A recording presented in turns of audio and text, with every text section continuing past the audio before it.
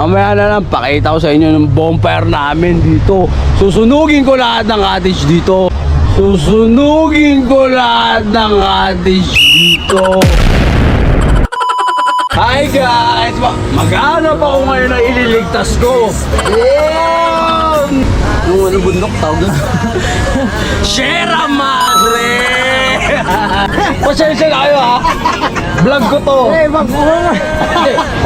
Guys, ako, isang taon ako nagpanagat tapos Bacolod.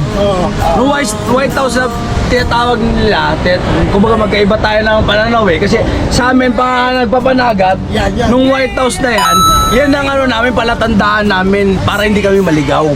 Yun ang ano namin. Ang sa akin naman, hindi pa man ako nananagat. Alam ko na yung palatandaan kung may hangin o wala. Kasi yung paano, pag hindi yan umikot, ibig sabihin walang hangin. Hindi yan sa electricity.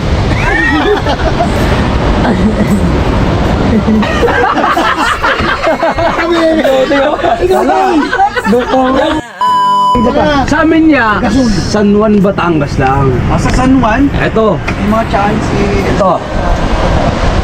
May bilyaran, may half court, may bahay, tapos yung beach, sarili.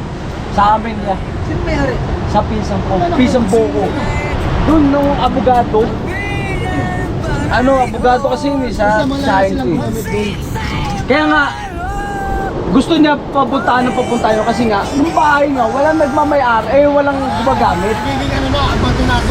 Oo. Pati yung bilyaran, Dapat ano natin yung puntahan natin yun. yun nga, sabi ko sa'yo, sabi nga ni Papa sa akin, hindi ko naman alam na ano eh. Hindi, sabi ni nag-book na daw. Pero kasi sabi ni Papa, at saka ng pinsan ko sa akin, nag-chat sa akin na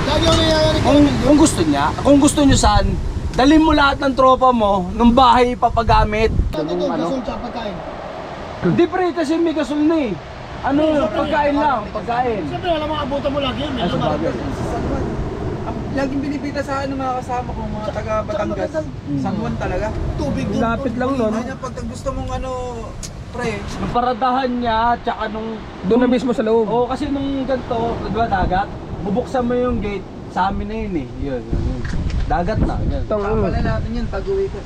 Uwi ulit ako yung mga May, June. Saan natin yun niya? July, 2 months. Ayun, makakalibre pa tayo ng isda.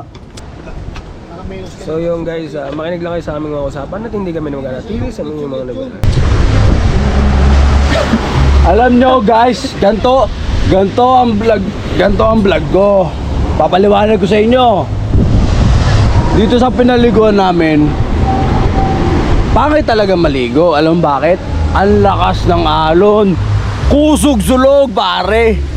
Ang ina 5 feet. Kaya mo ba yun? Kung kaya mo, mag-like and share ka na sa subscribe. Subscribe pala, sorry ha, pasensya na.